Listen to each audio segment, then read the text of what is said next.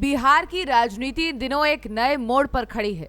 Rajad supremo Lalu Prasad Yadav का परिवार, जो कभी एकजुट होकर राजनीतिक लड़ाई लड़ता था, अब आपसी मतभेदों के कारण सुर्खियों में है। बड़ी चर्चा इस बात की है कि लालू यादव के बड़े बेटे और पूर्व मंत्री तेज प्रताप यादव न केवल पार्टी से दूरी बना रहे हैं, बल्कि महागठबंधन और खासकर छोटे भाई तेजस्वी यादव पर लगातार निशाना साध रहे हैं।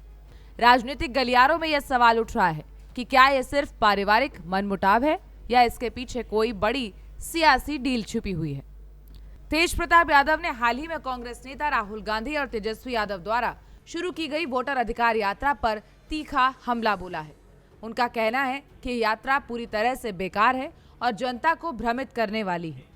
उन्होंने आरोप लगाया कि इस अभियान से ना तो जनता का कोई भला होगा और ना ही बिहार के वास्तविक मुद्दों पर कोई ठोस बात सामने आएगी।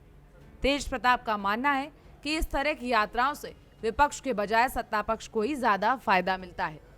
अपने बयान में तेज प्रताप ने राहुल गांधी और तेजस्वी यादव पर यह बड़ा आरोप लगाया है कि वह असली मुद्दों को दरकिनार कर रहे हैं।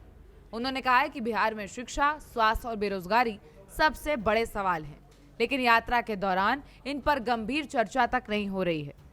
उनकी नजर में ये पहल सिर्फ राजनीतिक लाभ कमाने का तरीका है।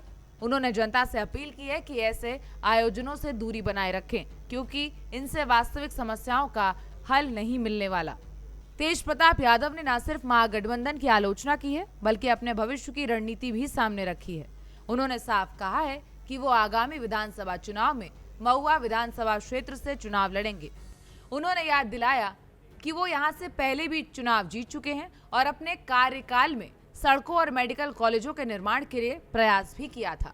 उन्होंने आगे का खाका पेश करते हुए कहा कि उनका सपना महुआ को एक जिला बनाने का है।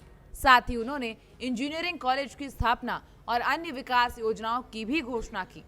तेज प्रताप ने दावा किया कि वो टीम तेज प्रताप के बैनर तले नए उम्मीदवारों को भी समर्थन देंगे।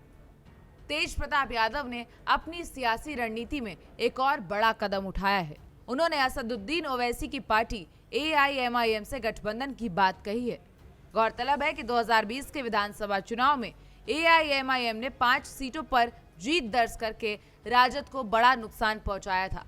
यही वजह है कि इस बार AIMIM ने महागठबंधन में शामिल होने की इच्छा जताई तो तेजस्वी यादव ने इसे तुरंत खारिज कर दिया। अब तेज प्रताप का AIMIM की ओर झुकाव इस बात का संकेत है कि उनका मकसद सीधे सीधे राजद और महागठबंधन को चुनौती देना है। विपक्षी दल AIMIM पर अक्सर बीजेपी की टीम बी होने का आरोप लगता है। ऐसे में तेज प्रताप का ओवैसी से गठबंधन की बात करना ये सवाल खड़ा करता है कि कहीं वो परोक्ष रूप से बीजेपी के इशारे पर तो नहीं खेल रहे।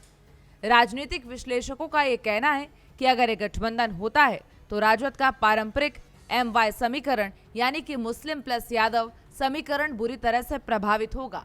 यही वजह है कि राजनीतिक गलियारों में यह चर्चा तेज है कि कहीं तेज प्रताप और बीजेपी के बीच कोई डील तो नहीं हो चुकी। राजनीति के जानकारों का ये भी कहना है कि तेज प्रताप की भाषा और तेवर से साफ झलकता है कि वो राजद को नुकसान पहुंचाना चाहते हैं। हालांकि वो खुद भी असमंजस की स्थिति में है। कभी वो जनशक्ति जनता दल से चुनाव लड़ने की बात करते हैं तो कभी कई दलों के साथ गठबंधन का दावा करते हैं। उनकी ओर से वोटर अधिकार यात्रा की तीखी आलोचना और AIMIM की तरफ झुकाव से सबसे ज्यादा फायदा राजग को होता दिख रहा है। उनका मानना है कि तेज प्रताप की बयानबाजी और राजनीतिक कदमों के पीछे कहीं ना कहीं सत्ता पक्ष का सहयोग है। तेज प्रताप यादव के हालिया बयानों और सियासी कदमों से यह साफ है कि वो न केवल तेजस्वी यादव से दूरी बना रहे हैं, बल्कि महागठबंधन को भी सीधी चुनौती दे रहे हैं। उनकी AIMIM की नजदीकी, वोटर अधिकार यात्रा की आलोचना और स्वतंत्र राजनीतिक पहचान बनाने की कोशिश इस बात की ओर इशारा करती है कि आने वाले चुनाव में वो अलग मोर्चा खोल सकते हैं। अब ये देखना काफी दिलचस्प होगा कि उनकी रणनीति वास्तव में उन्हें कोई ताकत दिलाती है या फिर ये कदम उनके राजनीतिक भविष्य को और कमजोर कर देंगे। आपकी इस पर क्या राय है, हमें कमेंट बॉक्स में जरूर बताएं। देखते रहिए भारत एक्सप्रेस।